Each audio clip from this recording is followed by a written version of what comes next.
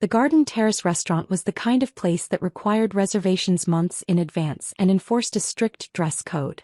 Sunlight filtered through floor-to-ceiling windows, illuminating tables of well-dressed patrons enjoying overpriced salads and artisanal cocktails. Mom's 60th birthday lunch occupied the large corner table, perfectly positioned to be seen by everyone in the restaurant. 30 family members crowded around. Aunts, uncles, cousins, my parents' closest friends, all there to celebrate 6 decades of Linda Patterson's life with champagne toasts and carefully curated conversation. I sat at the far end of the table in a simple white blouse and navy slacks, sipping sparkling water while everyone else drank mimosas. My older sister Veronica held court in the center, seated beside Mom in a designer dress that probably cost more than my monthly rent. Her husband Douglas was next to her, looking important in his lawyer suit. My younger brother Marcus sat across from me with his pregnant wife Ashley, both of them glowing with the anticipation of their first child. Dad presided over the table from his position next to Mom, surveying his family with the satisfaction of a man who'd built a successful life.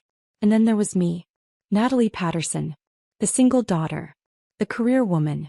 The family disappointment who'd prioritized work over marriage and motherhood. Natalie looks tired, Aunt Susan observed from 3 seats down, her voice carrying easily across the table. Are you sleeping enough, dear? You're looking a bit worn. I'm fine, I said. Just busy with work. Always work with you, she sighed. No time for anything else. Natalie's married to her career, Veronica said with a smile that didn't reach her eyes. Isn't that right, Nat? Your job is your whole life. I enjoy my work, I said simply. Enjoy it a little too much if you ask me, Dad said, cutting into his steak. A career is important, but it shouldn't be everything. Look at Veronica. She's a successful lawyer and she still found time to get married, have children, build a family. Veronica preened. It's about balance, Dad. Making time for what really matters. Unlike Natalie, Marcus added helpfully, who works 70-hour weeks and comes home to an empty apartment. It's not empty, I said. I have a cat. The table laughed. Even Mom, though she tried to hide it behind her napkin. A cat, Uncle Richard repeated. Well, at least you have something. Though a cat isn't exactly a substitute for a husband and children, Aunt Carol said. No offense, Natalie, but you're 34. The clock is ticking.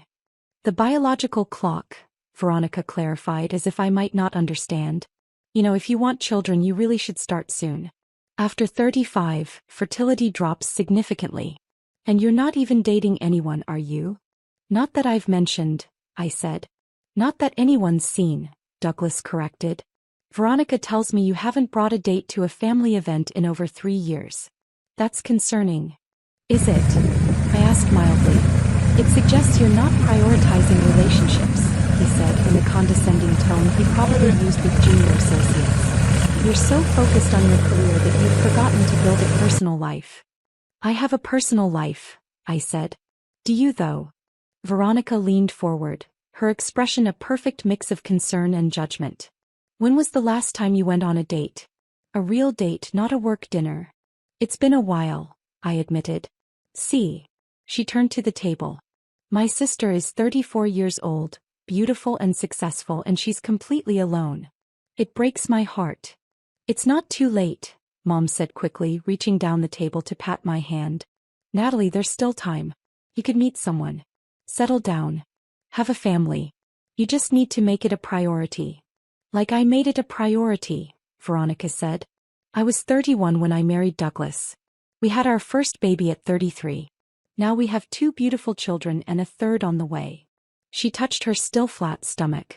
The announcement rippled around the table with gasps and congratulations. Of course Veronica was pregnant again. Of course she'd chosen Mom's birthday lunch to announce it. Congratulations, I said, and I meant it. Veronica's children were actually lovely kids. Thank you, she said graciously. We're thrilled. 3 children by 36. Douglas and I are building a real family. The emphasis on real was subtle but clear. Unlike some people, Aunt Susan said, looking at me with pity, who'll die alone with only their work achievements to show for their lives. Susan, Mom said weakly, but she didn't actually disagree. I'm just saying what everyone's thinking, Aunt Susan continued. Natalie, you're a lovely girl. Smart, accomplished. But what good is a successful career if you have no one to share it with? No husband, no children, no family. I have family, I said. I'm sitting here with you. You know what I mean, she said. Your own family. A husband who loves you. Children who need you. A legacy beyond quarterly reports and performance reviews. At 34 and still single? Veronica's voice rose, ensuring the nearby tables could hear. Natalie, you need to face facts. You'll die alone with no family. Just a series of accomplishments that won't keep you warm at night or visit you when you're old. The table went quiet, everyone waiting for my response. Such a waste, Dad said, shaking his head. You had so much potential, Natalie. You still do. But you've let it slip away, focusing on work instead of building a life. I have built a life, I said. Have you?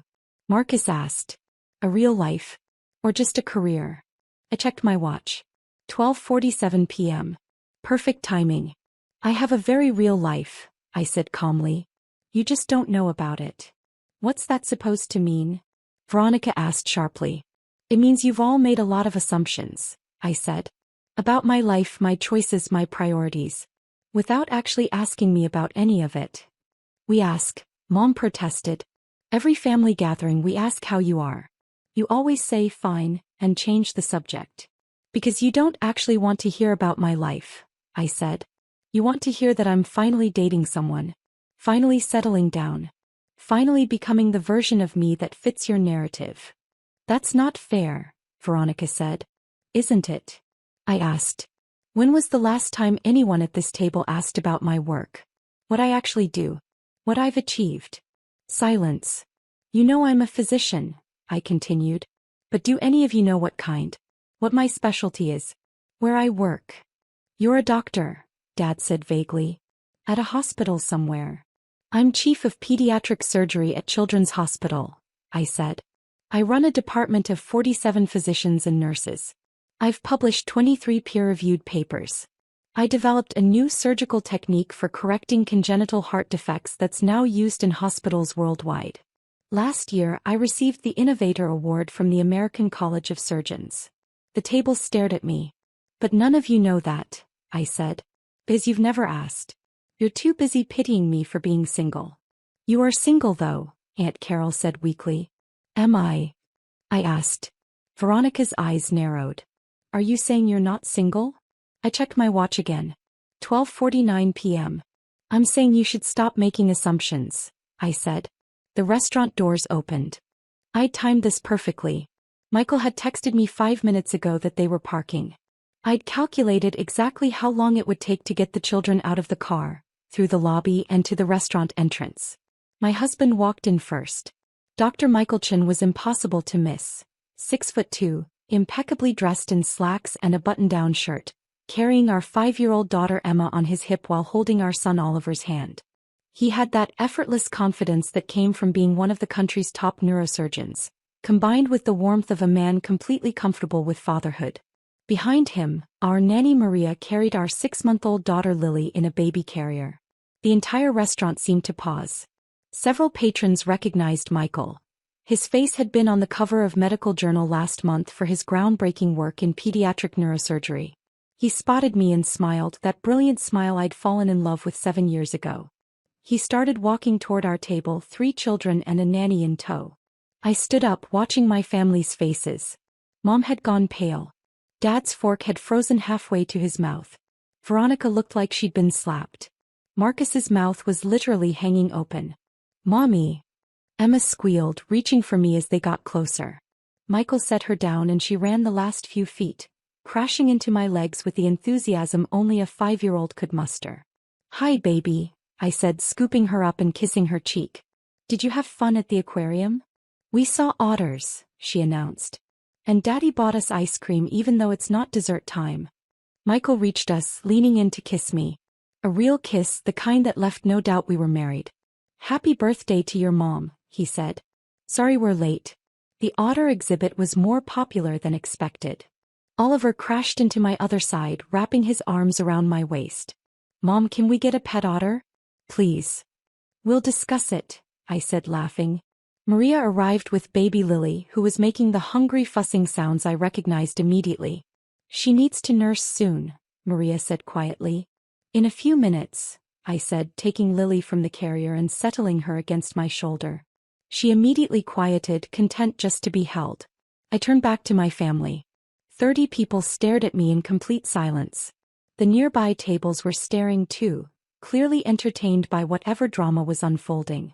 Everyone, I said calmly, I'd like you to meet my husband, Dr. Michael Chen. Michael, this is my family. Michael extended his hand to my father, who took it automatically, still too shocked to speak. Mr. Patterson, it's a pleasure to finally meet you. Natalie speaks of you often. Her husband, dead manage. Of 7 years, Michael confirmed. We met during our residencies at Johns Hopkins. Married 6 months later. Best decision I ever made. He looked at me when he said it, and the love in his eyes was so obvious that several women at nearby tables actually sighed. And these are our children, I continued as Emma and Oliver pressed against my sides. Emma and Oliver are 5 twins. And this is Lily, our youngest. 6 months old. Children, Mom whispered. You have children. 3 of them, I confirmed. Though we're thinking about trying for 1 more. Michael wants 4 kids total. I'm still on the fence. 4 kids sounds perfect, he said, wrapping an arm around my waist and kissing my temple. But 3 is pretty great too. You're married, Veronica said, and her voice had gone shrill. You have 3 children. And you never told us. You never asked, I said simply. You were too busy telling me how single I was. How alone I'd die. How I was wasting my life on my career. But Aunt Susan was struggling to form words. How did we not know? How is this possible? You didn't know because you never showed interest in my actual life, I said. Every family gathering you'd ask if I was dating. I'd say I was busy. You'd assume that meant single and alone. You never asked follow-up questions. Never wanted details. You just filled in the gaps with your assumptions. You lied to us, Veronica accused. I never lied, I said firmly. I never said I was single. You assumed. When you asked if I was dating, I said I was busy, which is true. Between surgery, research, and raising 3 children with my husband, I'm very busy. You deliberately misled us, Douglas said. I let you believe what you wanted to believe, I corrected. There's a difference. Michael pulled out his wallet and showed my father a photo. This is from our wedding. 7 years ago. Small ceremony, just close friends and colleagues. We would have invited family, but Natalie said you'd all assume she was making a mistake marrying so young and would try to talk her out of it. That's not, Mom started. It is though, I interrupted. You've spent my entire adult life telling me I was too focused on my career. Too ambitious. Too independent. If I'd told you at 27 that I was marrying a neurosurgeon I'd known for 6 months, you would have said I was rushing. Throwing away my potential. Making an impulsive mistake. The guilty silence confirmed it. So we eloped, Michael said cheerfully. Best wedding I could have imagined. Just us, 2 witnesses and a justice of the peace. Then we went back to work. We both had surgeries scheduled the next day. You got married and went to work the next day? Marcus asked. We're both surgeons, I said. Patients don't care about your honeymoon plans. We took a proper trip 3 months later. 2 weeks in Italy. That's actually where we conceived the twins. Too much information, Veronica muttered. You asked about my personal life, I said sweetly. I'm sharing. Oliver tugged on my sleeve. Mom, I'm hungry. Can we eat? Of course, baby, I said. I looked at the restaurant manager who'd been hovering nearby, clearly unsure what to do about the additional guests. We'll need a table for my family. Party of 5, including a high chair for the baby. Right away, Dr. Patterson, he said, recognizing me from my many meals here with medical colleagues. Your usual table? Perfect, thank you. You have a usual table, Dad said faintly. We eat here often, Michael explained. It's close to both hospitals. Natalie's at Children's and mine at Memorial. When we both have afternoon surgeries, we meet here for lunch with the kids. Both hospitals, Marcus repeated. You're a doctor too? Neurosurgeon, Michael said. I head the pediatric neurosurgery department at Memorial.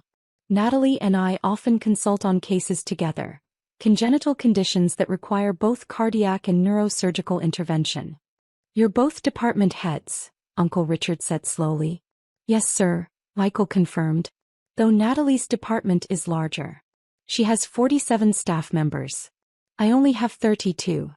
Only 32, I teased. So small. He laughed and kissed me again. Emma made a face.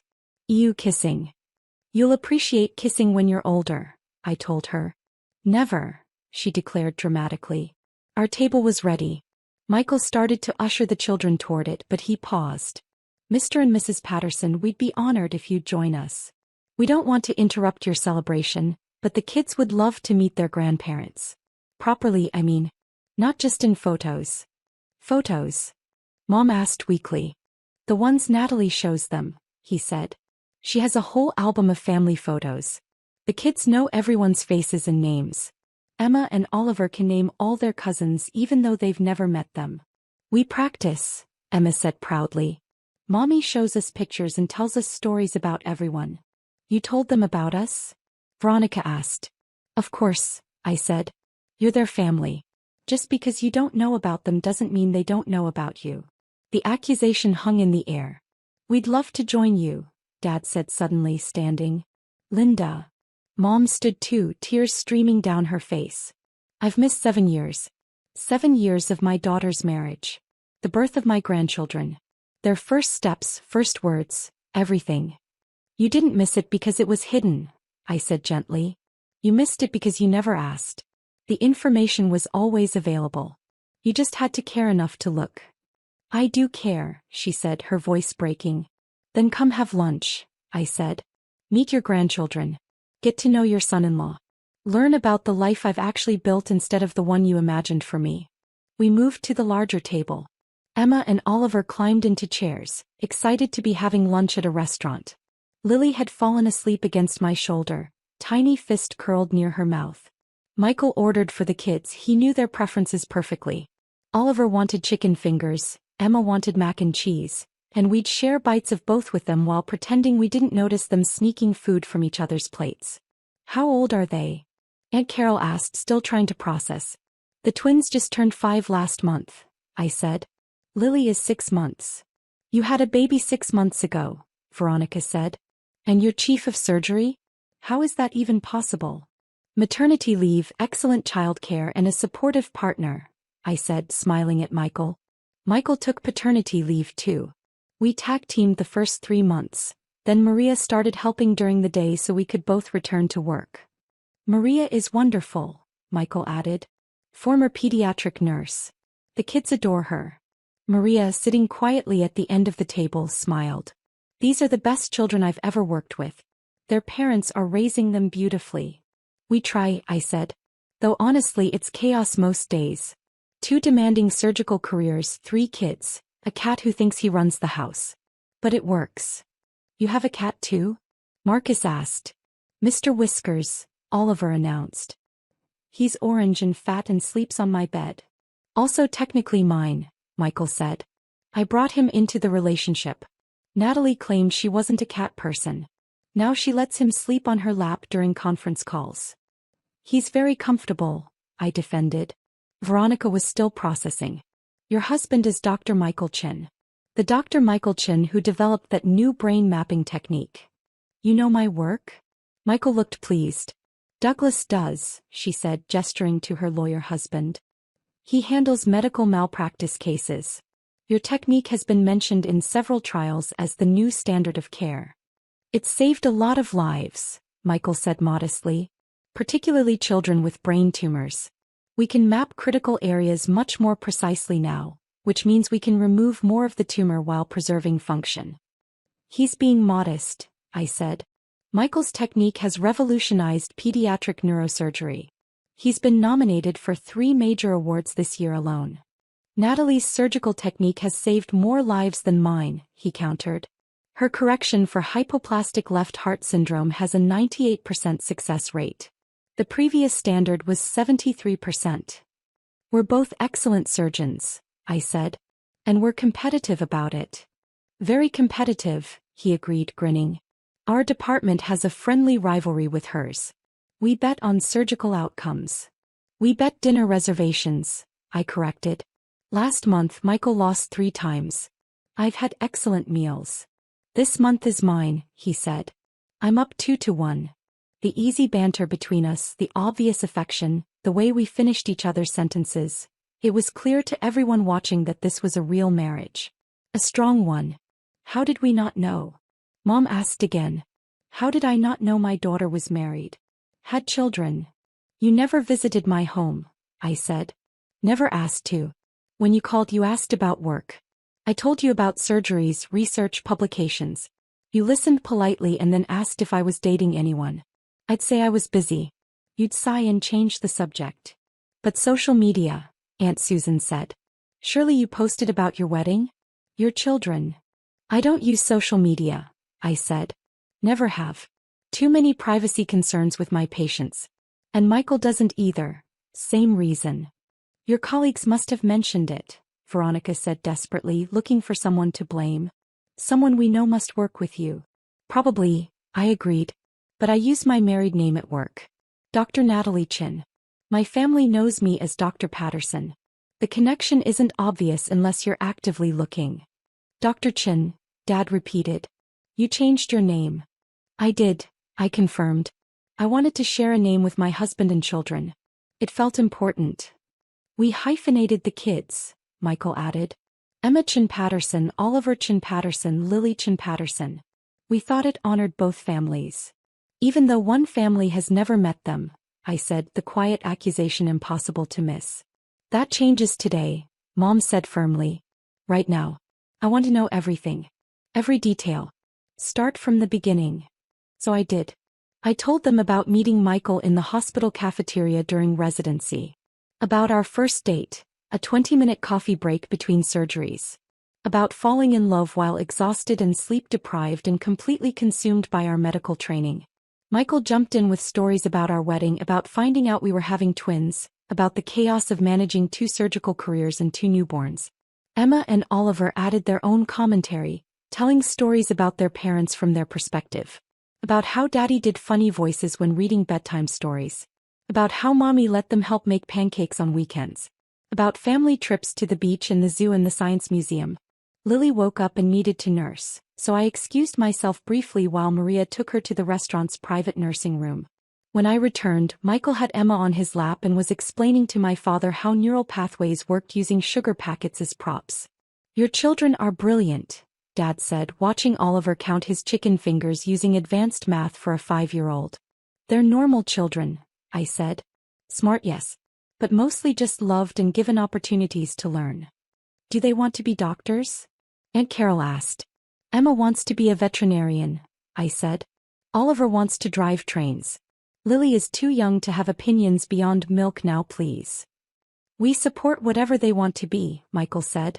As long as they're passionate about it and work hard. Good values, Uncle Richard observed. You're raising them well. We're trying, I said. Though ask us again during the teenage years. We might be failing spectacularly by then. You won't, Mom said with certainty. You're wonderful parents. I can see that. Even in just an hour. 7 years too late to see it, Veronica muttered. Better late than never, I said, surprising myself by meaning it. You can't change the past. But you can choose what happens next. What happens next, Mom said, is I get to know my grandchildren. And my son-in-law. And my daughter's real life instead of the imaginary one I created. I'd like that, I said. Me too, Dad added. Though I have one question. Yes. Why tell us now? Why not continue letting us believe you were single? I glanced at Michael, who nodded encouragingly. Because Lily's christening is next month, I said. We're having a ceremony at our church. Michael's family will all be there. His parents, his 3 siblings, 14 cousins, countless extended family. And I realized I wanted my family there too. Even if it meant having this conversation. Even if it meant confronting all your assumptions. We'll be there, Mom said immediately. We'll absolutely be there. All of us, Veronica added. I mean, if we're invited. You're invited, I said. All of you. The kids should know their cousins. Should have Sunday dinners with their grandparents. Should grow up knowing their family. Even though we've been terrible? Marcus asked quietly. Even though, I confirmed. Family isn't about being perfect. It's about showing up. Trying. Learning. Growing. Wise words, Michael observed, from someone who regularly lectures residents on the importance of learning from mistakes. I am an excellent lecturer, I said. The best, he agreed, kissing my temple. Emma wrinkled her nose again. So much kissing. Get used to it, Oliver told her. They kiss all the time at home too. It's disgusting, she declared. It's love, I corrected. Someday you'll understand. The lunch stretched for 2 more hours. My family asked questions. Real questions about my life, my work, my children. Michael charmed everyone with stories and medical explanations.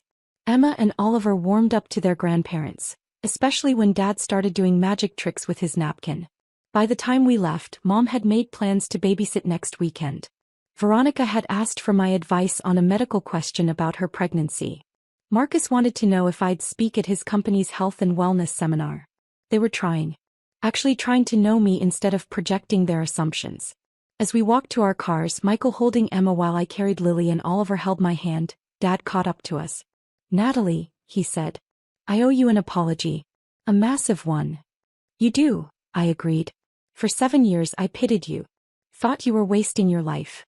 And you were building this beautiful family while saving children's lives and advancing medical science. You're extraordinary and I was too blind to see it. You weren't blind, I said. You were just looking for something else. Looking for the daughter you imagined instead of the one I actually am. Can I get to know the real one? He asked. Starting now. Yes, I said. But it has to be real, Dad. Not just impressing you with achievements. Not just Sunday dinners where we all perform happiness. Real relationship. Real interest. Real effort. I can do that, he promised. Then yes, I said. You can know me. The real me. He hugged me then, careful not to squish baby Lily between us. I love you, he said. I should have said that more. Should have shown it better. You can show it now, I said. By showing up for your grandchildren. By being the grandfather they deserve. I will, he promised. I absolutely will. We drove home in our minivan. Practical, unglamorous. Perfect for 3 car seats and a week's worth of medical supplies and kids' gear. That went well, Michael observed. Better than expected, I agreed.